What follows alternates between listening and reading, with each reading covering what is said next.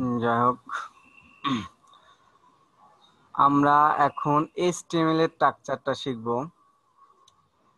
HTML এর স্ট্রাকচারটা কি? HTML এর স্ট্রাকচার আগে HTML5 একটা ডিক্লারেশন টাইপ দিছে, সেটা হচ্ছে আমার লেস দেন ট্যাগ, তারপরে নট বোধক চিহ্ন, তারপরে হচ্ছে আমাদের বড় হাতে লিখতে হবে doctype, TYPE, doctype, ছোট হাতের HTML। এটা হচ্ছে HTML5 এর একটা স্ট্রাকচার ডিক্লারেশন টাইপ। আমি যে এটা HTMLটা ডিক্লারেশন করব, এটা না লিখলেও চলে, তবে এটা স্ট্যান্ডার্ড মানের জন্য এটা অবশ্যই লিখতে হবে। এটা না লিখলেও আপনার কোড কাজ করবে। আমরা দেখি। তারপরে হচ্ছে, যেহেতু আমরা HTML এর কোড লিখব, সো আমাদের প্রথমেই ট্যাগ হবে HTML ট্যাগ, HTML শুরু, HTML শেষ। এটা একটা ডাবল ট্যাগ। আর এই যে এটা দেখলেন, এটা একটা সিঙ্গেল ট্যাগ হিসেবেই ধরা যায়। আমরা এখন একটা ডাবল ট্যাগ লিখব, সেটা হচ্ছে HTML। দেখেন, আমি যখন is greater than close sign দিলাম, তখন অটো একটা ট্যাগ নিয়ে নিছে। এটা আমার ব্রাউজারে বিভিন্ন এক্সটেনশন কারণে অ্যাড আছে, আপনাদের এক্সটেনশনগুলো দেখে দেব। তার আগে দেখেন, এই যে HTML এর ট্যাগ, এটা HTML এর ট্যাগ শুরু, এটা HTML এর ট্যাগ শেষ। এটা স্ট্রাকচারে যখনই HTML কোড লিখবেন, অবশ্যই একটা HTML ট্যাগ শুরু হতে হবে, HTML ট্যাগ শেষ হতে হবে। HTML শুরু এবং HTML ট্যাগের মধ্যে পার্থক্য হচ্ছে একটা ব্যাকস্ল্যাশ।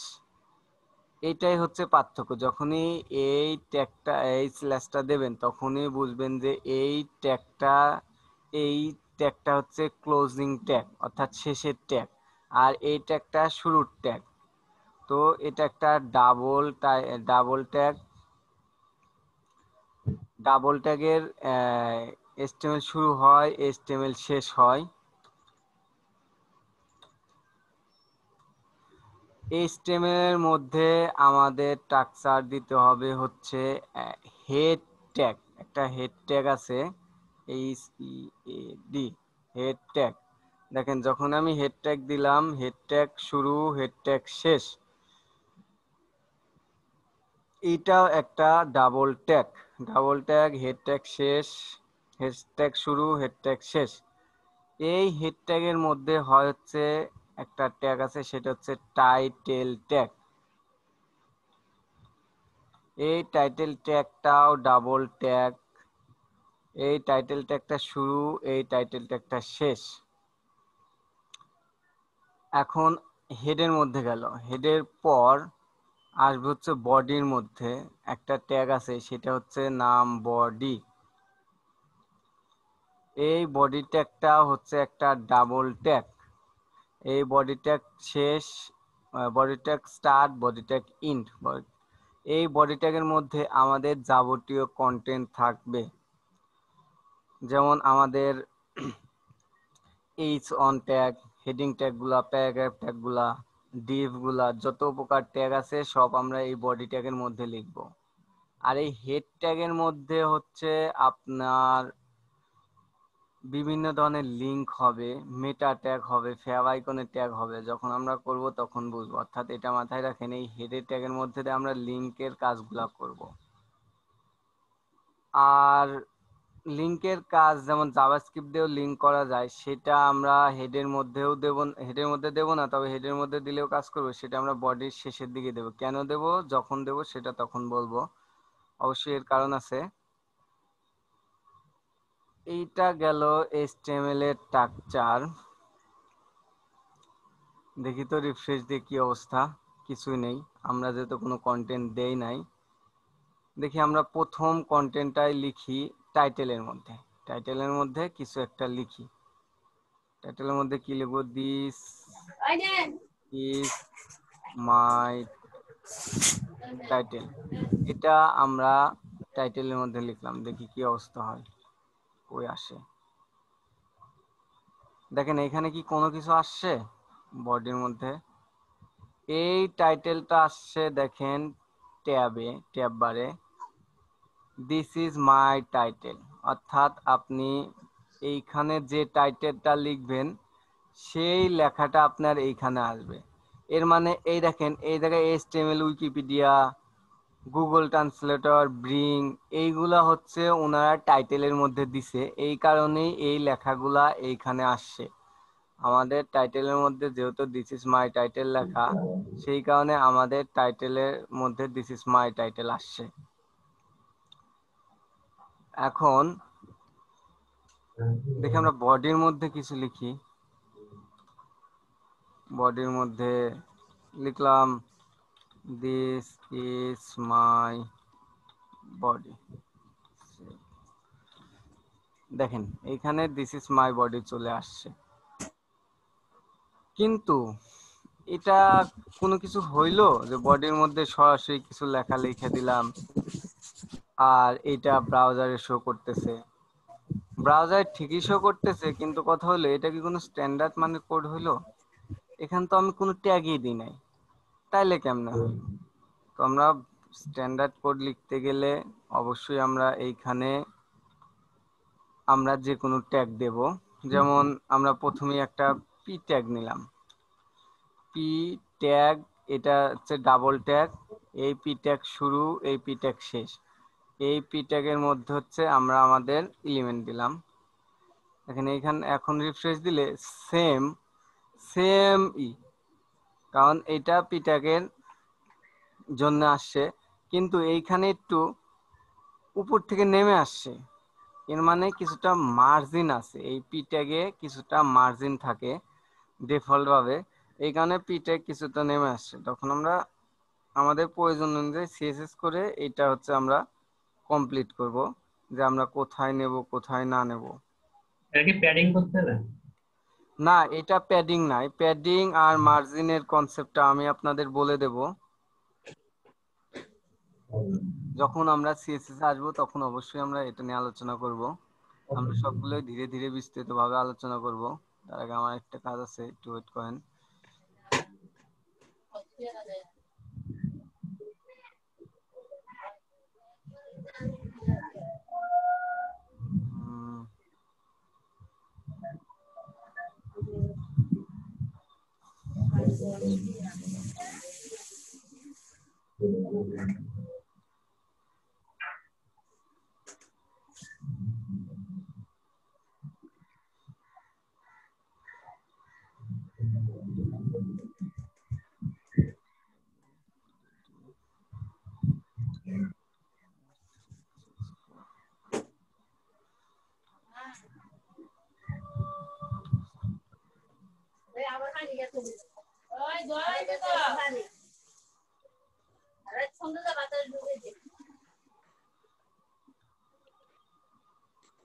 উম, হুম,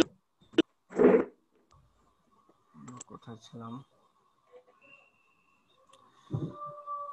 দেখেন আরেকটা বিষয় হচ্ছে, এই যে আমরা ট্যাগগুলা লিখছি কতটুকু হিজিবিজি না, এটা তো একটা স্ট্রাকচার আছে। এই স্ট্রাকচারকে প্রথমে আমি বলছিলাম যে ইনডেন্টেশন। এই ইনডেন্টেশনটা হচ্ছে আপনার কোডটা সাজিয়ে লেখা, একটা গুছানো ভাবে লেখা, যেন আমার কোডটা দেখতে সুন্দর হয়। সেই কারণে হচ্ছে আমরা যখন লিখবো তখন হচ্ছে এই এইচটিএমএল হচ্ছে ট্যাগ, তার মধ্যে যেগুলা ট্যাগ থাকবে সেইগুলাতে হচ্ছে কোনো ট্যাগের মধ্যে যদি কোনো ট্যাগ থাকে সেগুলো হচ্ছে একটা করে ট্যাব দিয়ে একটু জায়গা করে নেওয়া। যেমন এই হেড ট্যাগ শুরু, এই হেড ট্যাগ শেষ, এইটা আবার দুইটা লাইন সমান হতে হবে, বরাবর হতে হবে। এটাতে একটা ট্যাগ স্টেপ দিলাম। এখন এটাতে ট্যাব দেওয়ার পর এটা তো গেল এইচটিএমএল এর মধ্যে স্ট্রাকচার হয়ে আসলো। তাইলে এই যে টাইটেলটা এই হেড ট্যাগের মধ্যে না, এই কারণে এই টাইটেলটা আবার হেড ট্যাগের ভিতরে নেওয়া লাগবে, একটা ট্যাব দুইটা ট্যাব। দেখেন এই এইচটিএমএল শুরু, এই এইচটিএমএল শেষ, এই হেড শুরু, এই হেড শেষ, এই টাইটেল শুরু, এই টাইটেল শেষ, তার মধ্যে হচ্ছে আমার কন্টেন্টটা। আমার লেখাটা।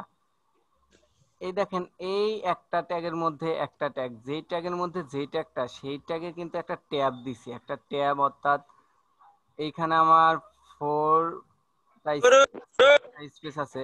কত ট্যাবে 2টা স্পেস থাকে, আপনাদের ইচ্ছা মতো আপনারা দিয়ে নেবেন। কিন্তু এটা যেন বোঝা যায় যে কোন ট্যাগের মধ্যে কোন ট্যাগ, যে ট্যাগের মধ্যে যে ট্যাগ থাকবে সেই ট্যাগটা একটু ভিতর, সেই রকম ভাবে আমরা বডি ট্যাগটাও ভিতর দিকে নেব, কারণ বডি ট্যাগটা HTML এর মধ্যে ট্যাগ। এটা একটা ট্যাব দেবো, আর এই বডি ট্যাগ শুরু, এই বডি ট্যাগ শেষ, দুইটা এক লাইনে হবে। এই পি ট্যাগটা বডি ট্যাগের মধ্যে, সেখানে পি ট্যাগটা বডি ট্যাগের মধ্যে নেব। দেখেন একটা গুছালো স্ট্রাকচার হয়ে গেল না? যেমন HTML শুরু, দেখেন HTML বরাবর HTML, এই হেড বরাবর এই হেড, এই বডি বরাবর এই বডি, একটা গুছালো স্ট্রাকচার হয়ে গেল। এটাকে বলা হয় ইন্টেন্ডেশন, অর্থাৎ আপনার HTML কোডটা একটা গুছালো ওয়েতে লিখবেন। ভাই কোন ভাই একটু ইয়ে করতেছেন, ইয়ে করেন। এখন আমরা তো দেখলাম স্ট্রাকচার দেখলাম, ট্যাগ সম্বন্ধে জানলাম। এখন যে বলছিলাম ব্লক লেভেল ট্যাগ আছে, ইনলাইন ট্যাগ আছে, এইটা কি, এটা তো দেখতে হবে। এটা দেখার জন্য আমরা একটা পি ট্যাগ নিলাম।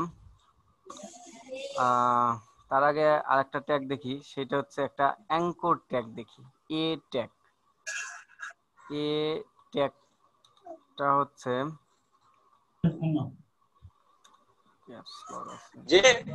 এ ট্যাগ। এ ট্যাগের মধ্যে হচ্ছে এ ট্যাগ শুরু, এ ট্যাগ শেষ, এ ট্যাগ একটা ডাবল ট্যাগ। এ ট্যাগের মধ্যে হচ্ছে, এ ট্যাগকে বলা হয় মূলত অ্যাঙ্কর ট্যাগ, এটাকে অ্যাঙ্কর ট্যাগ বলা হয়। এই অ্যাঙ্কর ট্যাগের কাজ হচ্ছে আপনার লিঙ্ক করা, কোনো কিছুকে একটা লিঙ্ক করা। অর্থাৎ আমরা যদি কিছু লিখি, তার উপর ক্লিক করি, যে কোনো একটা লিঙ্কে চলে যায়, যে এইটা হচ্ছে এই ট্যাগের মাধ্যমে করা হয়। আর এইটা করার জন্য একটা href দিতে হয়, href দিতে হয়। এই href এর মধ্যে আমরা লিঙ্ক দেব।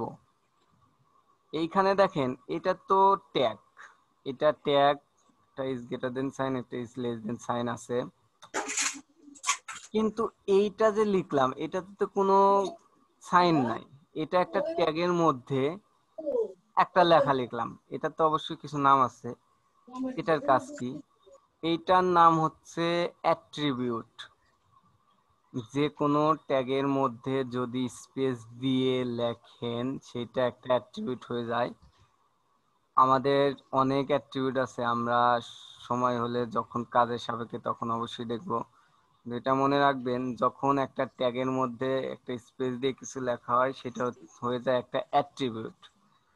একটা অ্যাট্রিবিউট, এইখানে আমরা লিঙ্ক দেবো। বর্তমানে আমরা হ্যাশ দিলাম, হ্যাশ হচ্ছে একটা ডেড লিঙ্ক, হ্যাশ চিহ্ন প্রকাশ করে এই লিঙ্কটা হচ্ছে ডেড, অর্থাৎ এই লিঙ্কের মধ্যে কোনো লিঙ্ক নেই। আমরা এইখানে একটা লেখা লিখলাম যে ক্লিক মি, দেখি আমরা সেভ করি, ব্রাউজারে যাই, দেখেন এইটা একটা পি ট্যাগ, এইটা একটা অ্যাঙ্কর ট্যাগ, কিন্তু এইটা পি ট্যাগ, এর পাশে কত জায়গা আছে, সেই জায়গায় কিন্তু এটা বসে না। এটা কোথায় বসছে? এটার নিচে বসছে। কেন বসছে? কারণ হচ্ছে পি ট্যাগটা একটা ব্লক লেভেল এলিমেন্ট ট্যাগ, আর অ্যাঙ্কর ট্যাগটা একটা inline element tag. Inline element tag কেমন, যদি আমরা প্রমাণ করতে চাই, তাহলে আমি আরেকটা অ্যাঙ্কর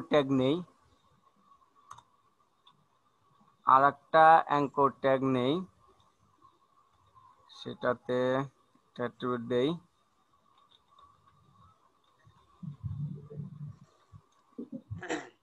এটাতে লিখলাম, হ্যাঁ ভাইয়া, কেউ কি কিছু আমাকে বলতেছেন? হ্যালো, হ্যাঁ শুনছি, বলেন। হ্যালো স্যার, সাউন্ডটা ক্লিয়ার না? সাউন্ডটা ক্লিয়ার আসছে স্যার? সাউন্ড ক্লিয়ার না? Sir net full speed. আপনার সাউন্ডটি তো আমি ক্লিয়ার শুনতে পাচ্ছি না। ওনার মনে হয় নেট ঠিক ডিস্টার্ব আছে। করেছে। হ্যাঁ, আপনার মনে হয় একটু নেটটা একটু দুর্বল আছে, প্লিজ একটু চেক করে নেন। এটাতে লিখলাম, স্যার আসলে আমি তো বুঝি না। হুম, একটু দেখেন নেটটা আপনি একটু কানেকশনটা চেক করেন। দেখেন, আই থিঙ্ক আপনার সমস্যাটা প্রবলেমটা সলভ হবে।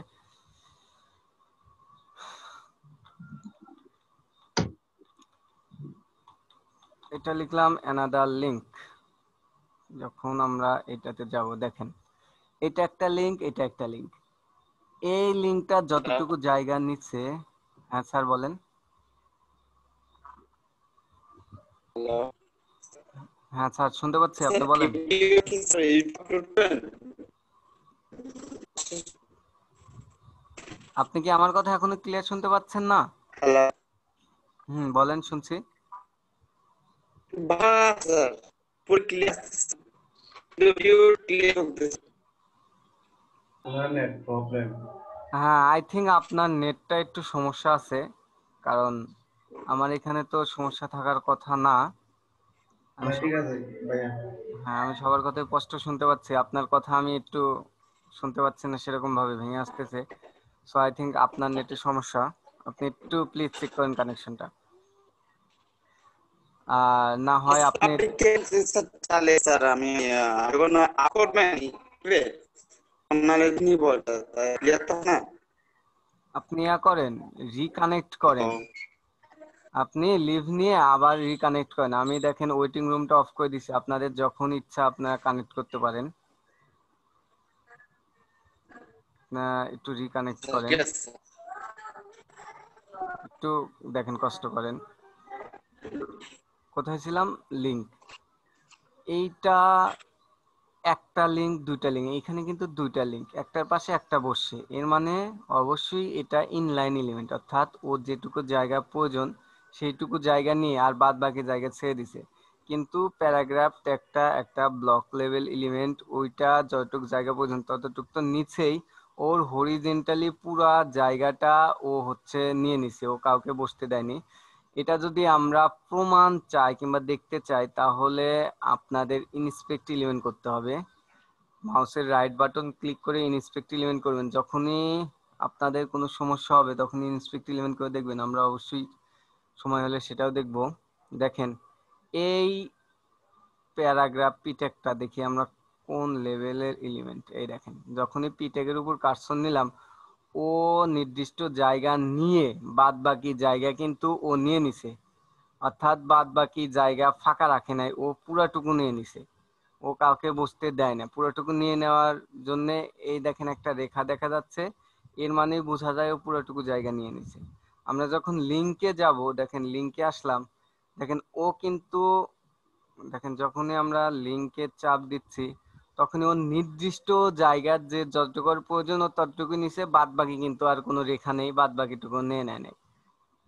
এইটাই হচ্ছে ব্লক লেভেল আর সিঙ্গেল লেভেল এলিমেন্টের পার্থক্য। বিভিন্ন সাইটে দেখবেন যে মাঝখানে একটা লেখা থাকে, আশেপাশে কোনো লেখা থাকে না। যেমন একটা হেডিং, শিরোনাম কিংবা সাইটের নাম, এইটার ক্ষেত্রে আমরা ব্লক লেভেলটা ইউজ করি, যে পুরা আমাদের ওয়েব পেজটার হরিজন্টাল লাইন বরাবর এই একটা লেখায় থাকবে, এর পাশে কিছু বসবে না। এই জন্য আমরা পি ট্যাগ কিংবা ব্লক লেভেল এলিমেন্ট ব্যবহার করি।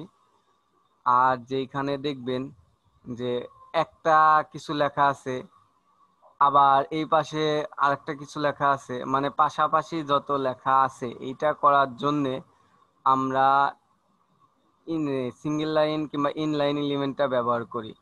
ইনলাইন প্যারাগ্রাফটাও আমরা ইনলাইন এলিমেন্ট বানাবো, সমস্যা নাই। যে ইনলাইন ব্লক আছে কিংবা ইনলাইন আছে, এগুলোকে তাদের এনভায়রনমেন্ট চেঞ্জ করা যায়। ব্লক লেভেলটা ইনলাইন করা যায়, ইনলাইনটাও ব্লক লাইন করা যায়, এটা সমস্যা নাই। যখন আমরা দরকার পড়বে তখন অবশ্যই করব। চলেন, আমরা এখানে তিনটা ট্যাগ দেখলাম, চলেন আরো কিছু ট্যাগ দেখি। আরো কিছু ট্যাগ দেখতে গেলে চলেন আমরা ইমেজ ট্যাগ দেখি। আমাদের তো একটা সাইটে, বিভিন্ন সাইটে ইমেজ দরকার। তো ইমেজ দরকারের কারণে আমরা একটা ইমেজ ট্যাগ দেখব। এই ইমেজ ট্যাগটা লিখতে হয় আইএমজি। এই ইমেজ ট্যাগ, ইমেজ ট্যাগটা লিখতে গেলে আইএমজি ট্যাগ দিয়ে লিখতে হয়। আর আইএমজি ট্যাগ একটা সিঙ্গেল ট্যাগ। এই সিঙ্গেল ট্যাগে দেখেন এইখানে কি কোনো ক্লোজিং কিংবা এন্ডিং এর কোনো চিহ্ন আছে? নাই। যখনই কোনো ক্লোজিং কিংবা এন্ডিং এর চিহ্ন নাই, এটা তখনই ধরে নেবেন একটা সিঙ্গেল ট্যাগ। এই সিঙ্গেল ট্যাগের মধ্যে তাইলে কিভাবে লেখে? এইগুলা তো স্টার্ট এন্ডের মাঝখানে লিখলাম। এখানে তো স্টার্ট ইন নাই, এখানে মাঝখানে কোনটা লেখে? এর মাঝ এই ট্যাগের মাঝখানে লিখতে গেলে আমাদের কি করতে হবে? এখানে একটা স্পেস দিতে হবে, স্পেস দিয়ে লিখতে হবে। তার আগে আমি বলছিলাম যে স্টার্ট ট্যাগ এন্ড ইন ট্যাগের একটা পার্থক্য আছে, সেটা হচ্ছে ব্যাকস্ল্যাশ। সিঙ্গেল ট্যাগেও তেমন একটা পার্থক্য আছে। এইখানে একটা ব্যাকস্ল্যাশ হবে, এটা দিলেও চলে না দিলেও চলে, আপনার কোড দুইভাবেই কাজ করবে। তবে ব্যাকস্ল্যাশ দিলে বোঝা যায় এটা একটা স্ট্যান্ডার্ড মানের ভালো একটা কোড। তো আমরা ব্যাকস্ল্যাশ সম্ভবত দেব, যদি আমরা সম্ভব হয় আমরা দেব। তারপর এই ট্যাগের মধ্যে আমরা যদি ইমেজ আনতে যাই, তাহলে ইমেজের জন্য একটা অ্যাট্রিবিউট লিখতে হবে। সেটা অ্যাট্রিবিউট হচ্ছে এসআরসি। এসআরসি একটা অ্যাট্রিবিউট। এইখানে হচ্ছে আপনার ইমেজের পাথটা বলে দিতে হবে। এইখানে আপনার ইমেজের পাথ বলে দিতে হবে যে আমার এই ইমেজটা কোথায় আছে, কোথায় থেকে আমার এই ইমেজটা আনবো। এই ইমেজটা পাথ বলে দেওয়ার জন্য একটা অ্যাট্রিবিউট ব্যবহার করা হয়, সেটা হচ্ছে এসআরসি অ্যাট্রিবিউট। অর্থাৎ এটাকে পাথ অ্যাট্রিবিউটও বলে, পাথ লিঙ্কও বলে, আপনার যেভাবে মনে রাখেন। এই অ্যাট্রিবিউটের মধ্যে একটা ইমেজ আনতে হবে। তো চলেন আমরা একটা ইমেজ আনি। আগে একটা ইমেজ ডাউনলোড করি, ডেমো ইমেজ ডাউনলোড। এখানে যাই, আমরা এই ইমেজটাই দেখি। এই ইমেজটা আছে ডাউনলোড, এটা আমাদের ফোল্ডারের মধ্যে নেব।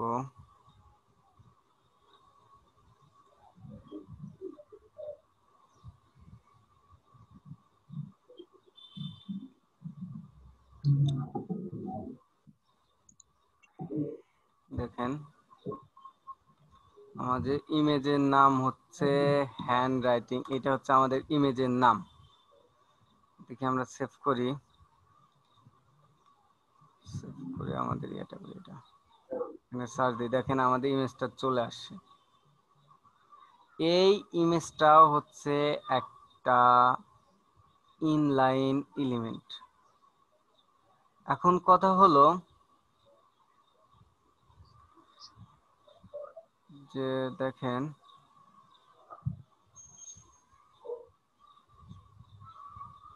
আমাদের এটা কি ইমেজ,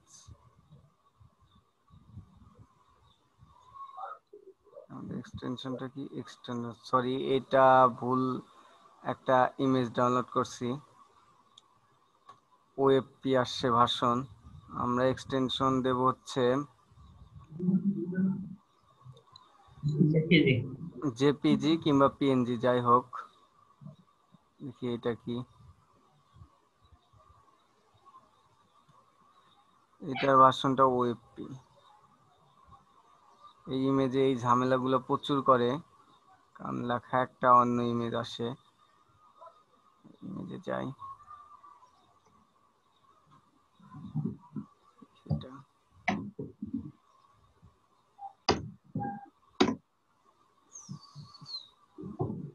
এই যে এইটা জেপিজি, আমরা এইটা সেভ করব। এটা সেভ মেবি ইয়াতে হয়েছে,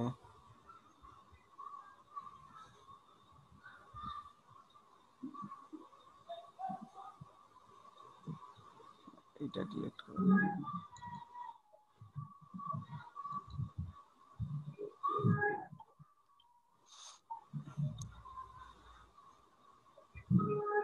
ইন্ডেক্স ডট জেপিজি এইটা হচ্ছে নাম। দেখি আমরা সেভ করি, রিফ্রেশ দেই, ইমেজটা আসছে। এই ইমেজটা হচ্ছে একটা সিঙ্গেল লাইন এলিমেন্ট, এর পাশে ও জায়গা ছেড়ে দিছে। এটা যখন আমরা আরেকটা ট্যাগ নেব তখন দেখা যাবে। তো আমি যেটা বলতে চাচ্ছিলাম সেটা হচ্ছে এই দেখেন,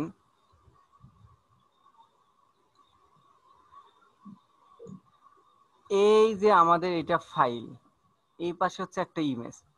একটা সাইটে তো আর একটা ইমেজ থাকে না, একটা সাইটে দেখবেন অনেক ইমেজ থাকে, 10টা 50টা 20টা 100টা লোগো থাকে। তো এই সাইটটাতে একটা ইন্ডেক্স ফাইল থাকবে, আরো বিভিন্ন ফাইল থাকবে।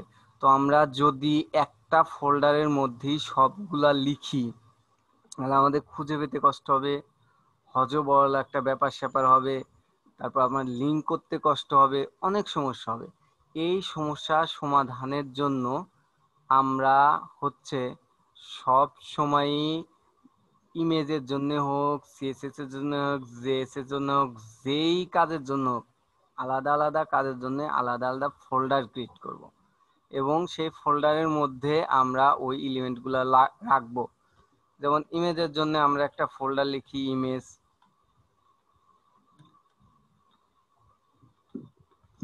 ইমেজেস। এই ইমেজের মধ্যে আমার ইমেজটা রাখলাম। এখন দেখি এইখানে তো ইন্ডেক্স ডট জেপিজি দিছি, দেখি এইটা আসে নাকি।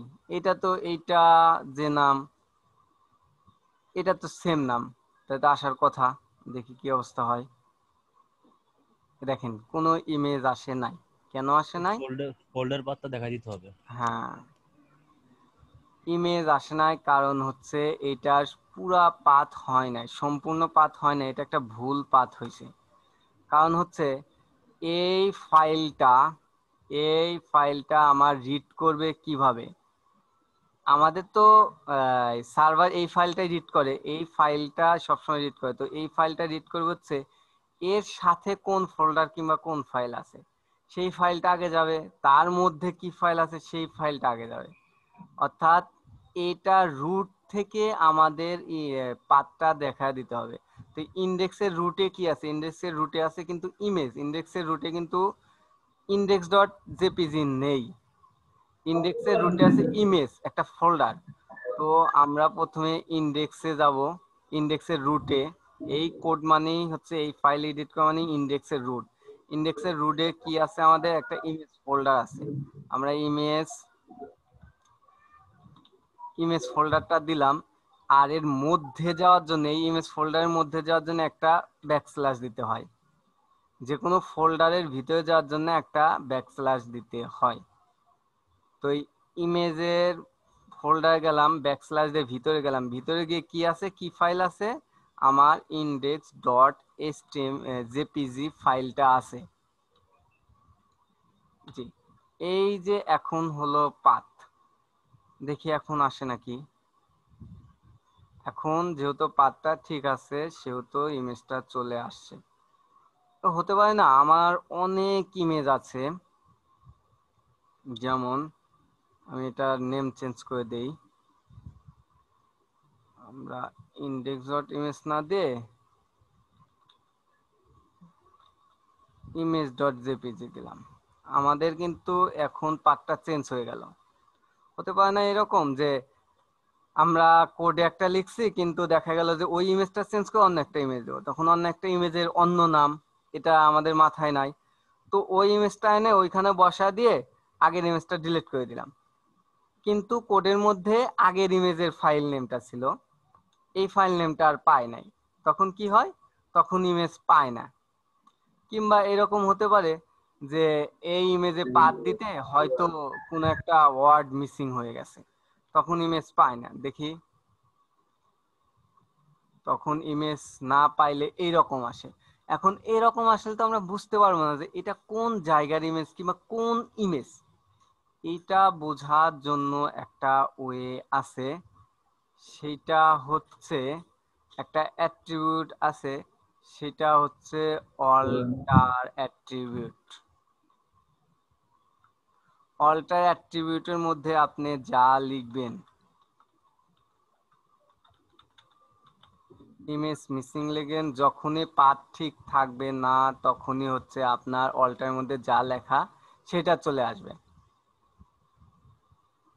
এখন ইমেজের পাথ না যদি ঠিক থাকে তখন কি আসবে? এটা ইমেজের পাথ যদি ঠিক থাকে তখন আসবে কিনা এটা পরে দেখি। তার আগে যেহেতু আমরা বললাম যে এটা কোন ইমেজ, এটা জানার জন্য আমরা এই অল্টারের মধ্যে ওই ইমেজ নামটা দিয়ে দেব।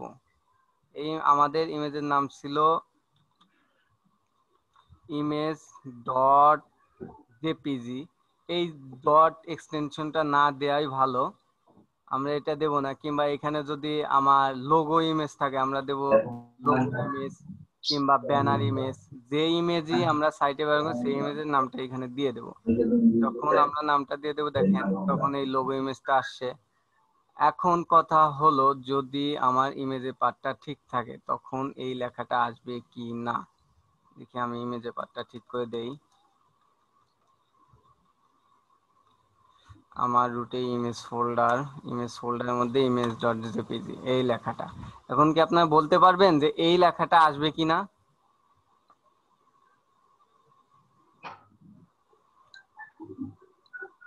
এখন আমার ইমেজের পার্টটাও ঠিক আছে, অল্টারের মধ্যেও লেখা আছে। এখন যদি আমি ব্রাউজার রিফ্রেশ করি তাহলে কোনটা আসবে কেউ বলতে পারবেন? ছবিটা স্যার ইমেজ। আর কেউ? দেখি আমরা এইখানে যখন ইমেজ পাথটা ঠিক থাকবে তখন আমাদের অবশ্যই ইমেজ আসবে। কারণ হচ্ছে যদি ইমেজ পাথটা ঠিক থাকে আর যদি ইমেজ না আসে তাইলে কিছু হইলো, তাইলে আমরা সাইটে ইমেজ আনবো কিভাবে?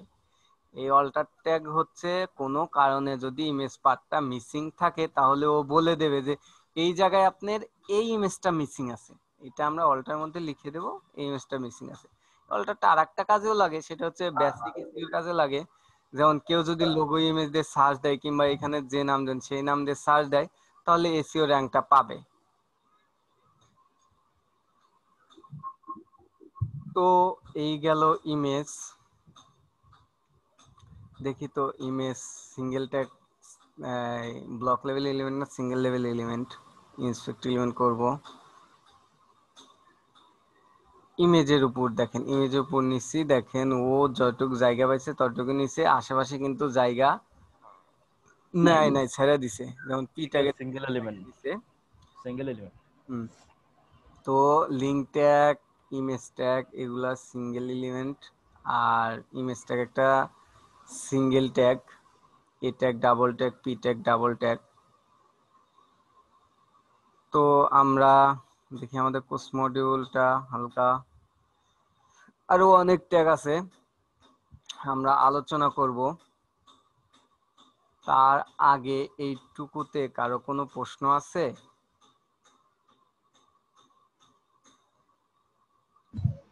জি না। হ্যাঁ, এই ট্যাগ এগুলো কিভাবে বুঝবো, কোথায় পাবো, সেই কি দিবেন? হ্যাঁ ট্যাগ লিস্ট আপনারা অনলাইনে এসে সার্চ দিবেন ট্যাগ লিস্ট। অবশ্যই ট্যাগগুলা এক দুইবার দেখলে হয়ে যায়, কারণ আমাদের ট্যাগ দিয়ে প্রচুর কাজ করতে হয়। তো দেখা যায় যে ট্যাগ অটো মুখস্থ হয়ে যায়।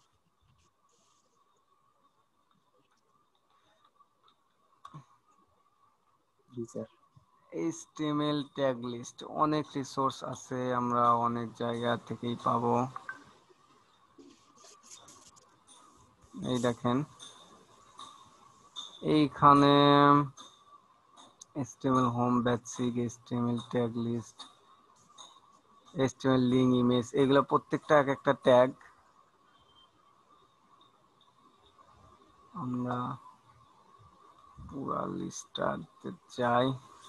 এই দেখেন বেসিক HTML এর কিছু ট্যাগ দিছে, যেমন এটা একটা tag doctype tag, define the documentation type, অর্থাৎ আপনার এই ফাইলটা কি ডকুমেন্ট করে এটা ডিফাইন করে। HTML tag define the HTML document, অর্থাৎ এই ট্যাগের মাধ্যমে বোঝা যায় যে এটা একটা HTML এর এনভায়রনমেন্ট, এখানে আপনি HTML লিখতে পারবেন।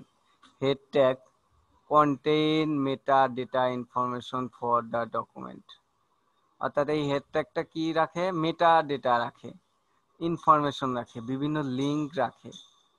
মেটা ট্যাগ কি সেটা আমরা দেখব, কোনো সমস্যা নেই। টাইটেল ট্যাগ, টাইটেল হচ্ছে define a little for a documentation, অর্থাৎ ছোট্ট ডকুমেন্টেশন টাইটেল, অর্থাৎ ডকুমেন্টেশন টাইটেলটা এটা ডিফাইন করে। প্রথমে দেখাইছি এই যে ট্যাব বারে যে লেখাগুলো, এটা হচ্ছে টাইটেল, টাইটেলের মধ্যে যা লিখবেন এটা হচ্ছে টাইটেল। বডি ট্যাগের কাজ, হেডিং ট্যাগের কাজ দেখেন H1 to H6, অর্থাৎ এর মানে হচ্ছে H1 থেকে H6 পর্যন্ত, H1 থেকে H6 পর্যন্ত 6টা ট্যাগ হয়। এই 6টা ট্যাগই হেডিং ট্যাগ ডিফাইন করে। হেডিং ট্যাগ নির্ভর করে পিক্সেলের উপর, এটা কোনটার কত পিক্সেল এটা হেডিং ট্যাগ ডিফাইন করে দেয়। H1 ট্যাগ বড়, তার নিচে H2 ট্যাগ, এটা আমরা দেখব। প্যারাগ্রাফ ট্যাগ আছে, ব্রেক ট্যাগ আছে, HR ট্যাগ আছে, এখানে যা দেখবেন এখানে অনেক ট্যাগ আছে। দেখেন আমাদের এত ট্যাগ দরকার হয় না, তারপরে আপনারা সবগুলা ট্যাগ একটা বার দুইটা বার করে দেখবেন যেন এটার সাথে ফ্যামিলিয়ারাইজেশন আপনাদের থাকে। আপনার যখনই ট্যাগটা দেখবেন যেন অপরিচিত মনে না হয় যে এটা আবার কি, এই কারণে আপনারা একটু দেখবেন। আর আপনারা যে কোনো সমস্যা কিংবা শেখার জন্য w3school.com এই সাইটটা খুবই ভালো, আরও অনেক সাইট আছে, তারপরে এই সাইটটা অনেক ভালো, আপনারা এই সাইটটা এসে দেখতে পারেন। এই সাইটটা আজকে থেকে যা দেখবেন ঘুরবেন। মূলত আমাদের যে কাজ সেটা হচ্ছে অনলাইন বেসড। আপনারা যখনই আপনি অনলাইন থেকে আপনার প্রবলেমটা সলভ করার আইডিয়াটা পেয়ে যাবেন, তখনই আপনি ভালো মানের কাজ শিখতে পারবেন। অর্থাৎ আপনার যে কোনো সমস্যা আপনি অনলাইনে সার্চ দিবেন, দেখবেন। তারপরে আমাদের টিচার সেকশন তো আছেই, আমরা আপনাদের প্রচুর হেল্প করব, কোনো সমস্যা নেই। তো এইগুলা ট্যাগ দেখলাম, আমরা আরো কিছু ট্যাগ দেখি। যেমন যেহেতু বললাম আমরা হেডিং ট্যাগ দেখব, হেডিং ট্যাগ দেখি। হেডিং ট্যাগ কয়টা হেডিং ট্যাগ আছে? প্রথমে H1 একটা হেডিং ট্যাগ। হেডিং ট্যাগ গুলো হচ্ছে ডাবল ট্যাগ, হেডিং ট্যাগ শুরু, হেডিং ট্যাগ শেষ। আমরা এটা দিই, this is H1 heading tag. দেখি চলেন তো কত বড় আসে।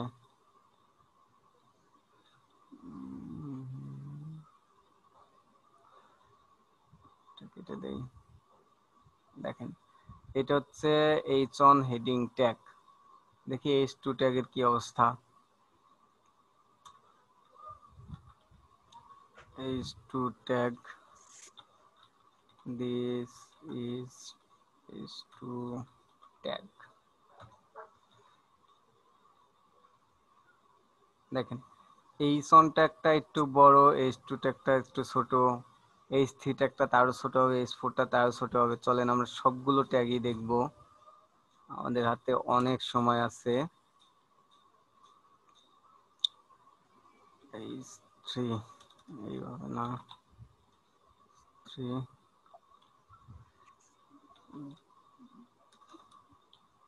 this is H3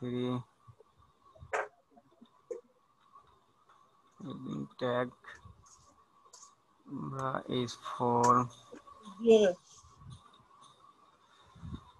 this is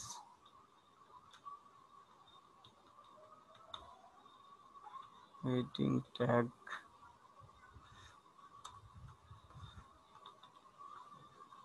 five,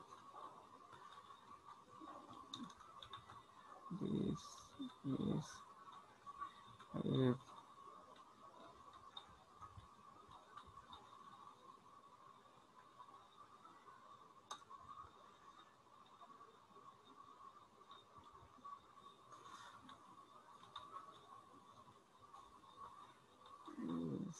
is 6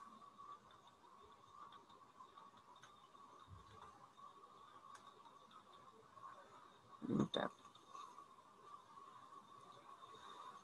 দেখেন ধীরে ধীরে ছোট হয়ে আসছে, এটা বড়, এইটা বড়, এইটা তারপর এটা তারপর। এখন এই ট্যাগগুলা কত পিক্সেল রেশিও নির্ভর করে, প্রথমটা কত পিক্সেল করে, তার নিচেরটা কত, তার নিচেরটা কত। চলেন এইগুলা দেখার জন্য আমরা অনলাইনের হেল্প নেই। অনলাইনে গিয়ে আমরা সার্চ দেব, দেখি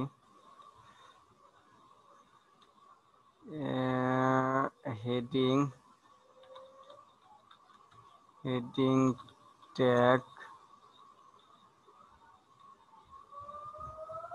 সাইজ রেশিও,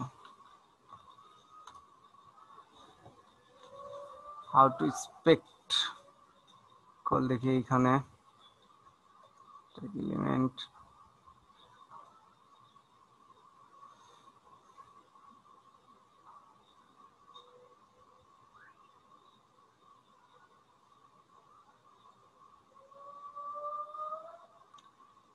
নাই। এই দেখেন হেডিং ট্যাগের একটা লিস্ট দিয়েছে। H one tag, rank on, অর্থাৎ সে সবার প্রথমে।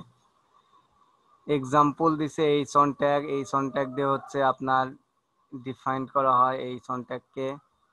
এটার font size 2em, font weight bolder, মানে বোল্ডের থেকেও বড়।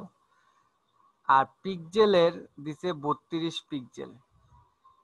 এইখানে আমরা আপনার কোড এডিটরে ইএম, পিক্সেল, ইঞ্চি তিনটাতে হচ্ছে আপনার মেজার করতে পারে। আমরা যেটাতে ইচ্ছে সেটাতেই মেজার করব। যেটা লিখবো তার পাশে হচ্ছে আমরা পিক্সেল কিংবা ইএম কিংবা ইঞ্চ লিখে দেব। এর মানে হচ্ছে যেটা লিখে দেব ওই ফরম্যাটে আমাদের মেজারটা করে দেখাবে ব্রাউজার।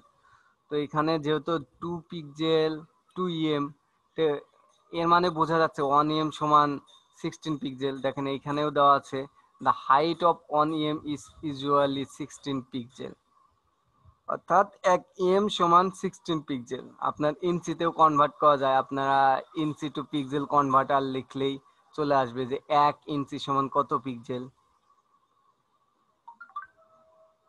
এইচ অন ট্যাগটা, আর আমরা একটা তো ডিফল্ট থাকে, এটা ইএম নাকি পিক্সেল নাকি ইঞ্চি, ডেভেলপাররা কোনটা ডিফল্ট রাখে, ডেভেলপার কিংবা ডিজাইনাররা যারা ওর প্রোগ্রামে কাজ করে তারা ডিফল্ট রাখে মূলত পিক্সেলেই। তারা পিক্সেলেই মূলত কাজ করতে স্বাচ্ছন্দ্য বোধ করে, পিক্সেলেই মূলত সব কাজ হয়। তবে আমাদের প্রয়োজনের সাপেক্ষে আমরা ইএম দিয়েও কাজ করব, ইঞ্চি খুব একটা ব্যবহার হয় না। এখন এইচ অন 32 পিক্সেল, দেখেন এইচ টু 24 পিক্সেল, ধীরে ধীরে কমতেছে। কোনটার পার্থক্য কত, কোনটার ফন্ট উইথ বোল্ডার কিংবা কোনটার কি, এইটা হচ্ছে এইখানে পুরো একটা চার্ট আছে, আপনারা সময় করে এসে দেখে নেবেন কোনটার জন্য কত পিক্সেল ব্যবহার করেছে HTML। এটা তো দেখলাম। তারপরে 6টা ট্যাগ আমরা চাচ্ছি যে দেখি আরেকটা হেডিং থাকে না, H7 হেডিং দিয়ে দেখি কি অবস্থা হয়। দিস ইজ H7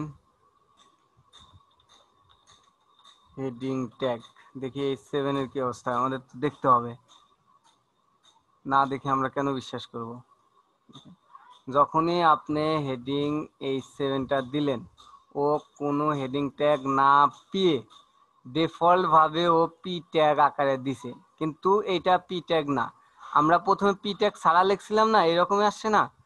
আমরা প্রথমে যেভাবে কোনো ট্যাগ ছাড়া লিখছিলাম, ও সেইভাবে কোনো ট্যাগ ছাড়া এটা ডিফল্ট ভাবে দিয়ে দিছে, কারণ ও কোনো ট্যাগ পায় নাই, কারণ ডিফল্ট ভাবে ও ট্যাগলেস ভাবে এটা দিয়ে দিছে।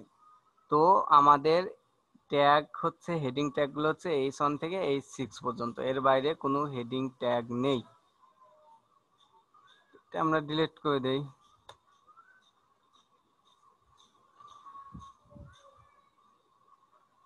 আমরা চাচ্ছি দেখেন এই body tag, link tag, image tag, আমরা চাচ্ছি ইমেজ ট্যাগ একটু নিচে নামায় দিতে, এর সাথে আমার ভালো লাগতেছে না, কিংবা লিঙ্ক ট্যাগের মধ্যে একটা নিচে নামা দিতে। এইটার কারণে হচ্ছে একটা ট্যাগ দিতে হয়, সেটা হচ্ছে ব্রেক দিতে হয় একটা।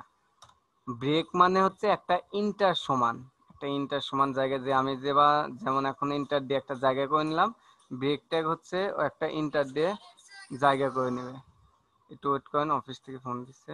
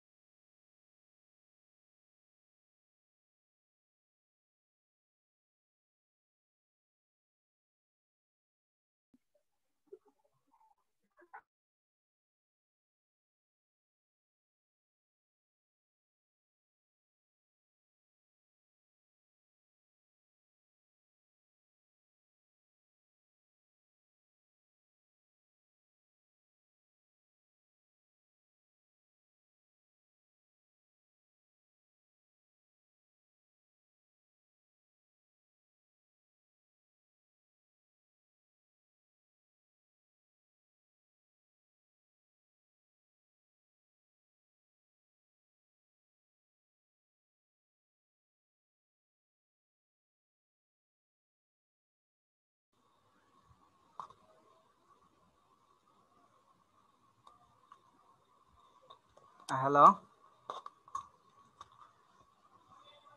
আমার কথা শুনতে পাচ্ছেন? হ্যাঁ ভাইয়া।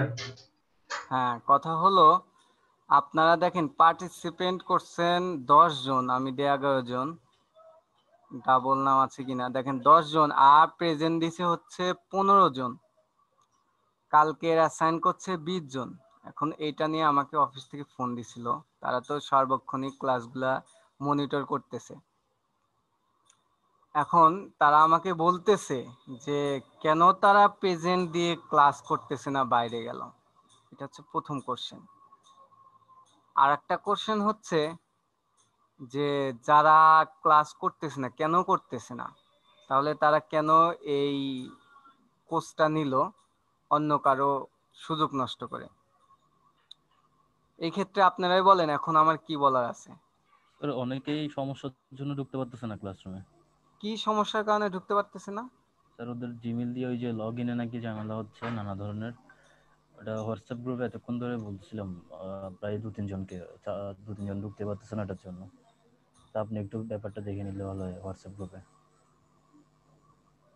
মিটিং আইডি দেন প্লিজ,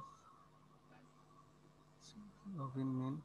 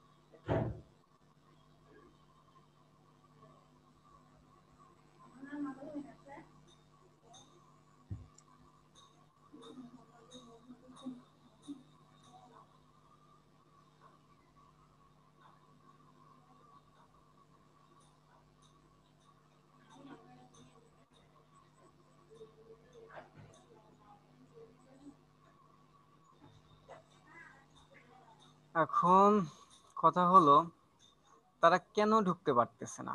জিমেল দিয়ে যদি সমস্যা হতো সবারই হতো। এখন যে কেউ যদি ফোন থেকে চেষ্টা করে তাহলে তার অ্যাপস লাগবে,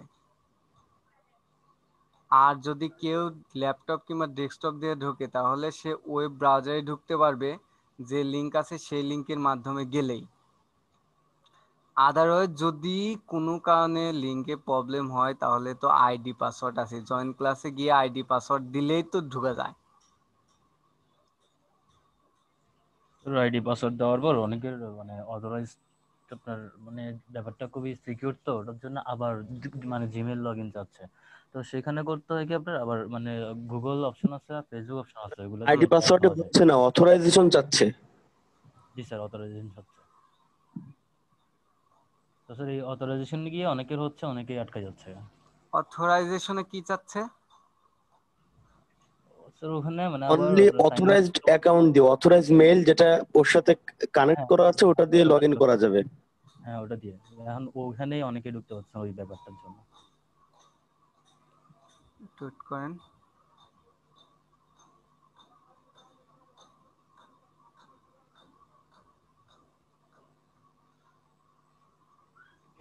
edit।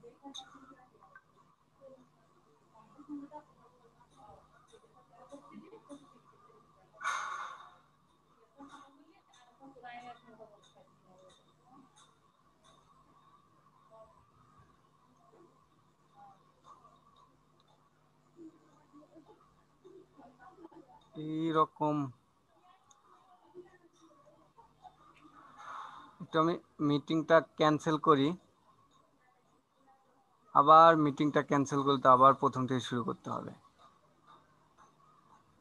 আচ্ছা, স্যার। এটা আমি দেখবো না। অথরাইজেশন হচ্ছে আপনার জিমেলটা লগ ইন করা থাকলেই তো মেবি আপনার ঢুকতে পারবে। জি স্যার, এখন এটা মানে 2-3 জনের সমস্যা হচ্ছে দেখলাম। আপনারা কিভাবে ঢুকলেন? স্যার আমরা ঠিক সেম মানে প্রসেস গুলো ফলো করে আসছি। আমি মিটিং আইডি কপি করে এটা টেস্ট করে দিছি আর পাসওয়ার্ডটাও কম্পিউটার ক্লাস করে দিয়েছি আর জয়েন মিটিং দিয়েছি জয়েন হয়ে গেছি। হ্যাঁ, এইরকমই তো হওয়ার কথা।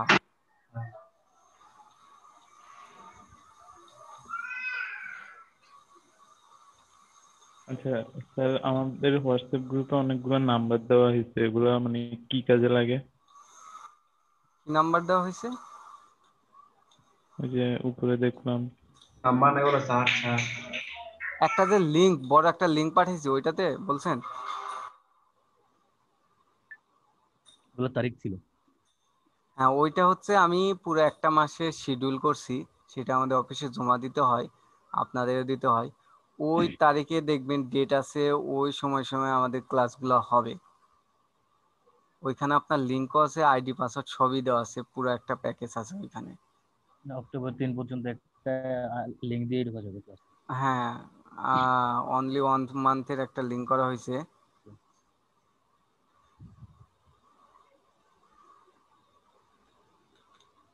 ক্লাসের মধ্যে যদি এরকম ইন্টারাপ্ট হয়,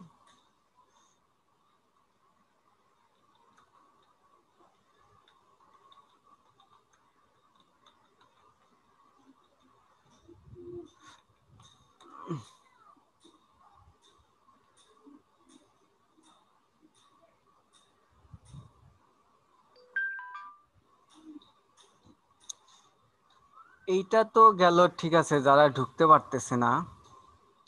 আর যারা ঢুকতে পারছে তারা আবার কেন বের হয়ে গেছে? আমাদের আজকে সেকেন্ড ক্লাসই যদি এরকম করে তাহলে কিভাবে হয়? আমাকে বলা হয়েছে যে আপনি রিপোর্ট দেন যারা ক্লাস করতেছে না কিংবা প্রেজেন্টে বের হয়ে যায় কিছুক্ষণ আগে, আমাদের কাছে চলে আসলে আমরা সেগুলো আইডি গ্রুপ থেকে বাদ দিয়ে আমরা নতুন অ্যাড করে দেবো, যেহেতু প্রথম দিকে আছে। আমাকে এরকম বলা হচ্ছে। তো আমি বললাম যে দেখেন, আমি একটু কথা বলে নেই, একটা দিন সময় দেন। আপনাদের সাথে আমি একটা দিন সময় নিয়ে কথা বলতে চাইছি। এখন আপনারা যারা ক্লাস করতে চাবেন তারা অবশ্যই আমাকে জানাবেন। আর যদি এই ইয়াটা হচ্ছে আপনার অথরাইজের কাছে চলে যায়, তারা কারো কথা শুনবে না, তারা যা ক্লাস করতেছেন তাদের বের করে দেবে, কারণ আমাদের স্টুডেন্টের চাপ প্রচুর, তারা অন্য স্টুডেন্ট ঢুকে দেবে। এটা আমাকে স্ট্রিক্টলি বলে দিছে। আপনারা বুঝতে পারছেন?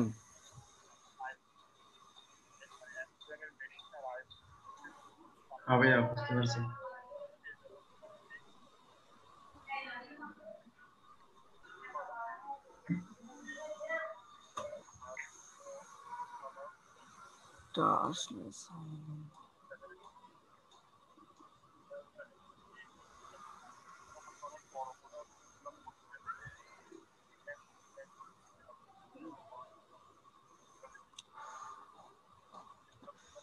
এখন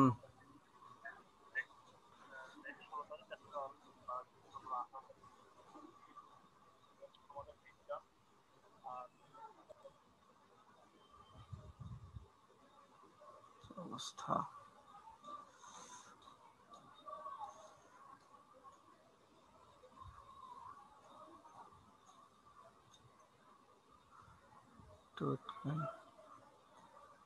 দেখি আমি মিটিংটা স্টপ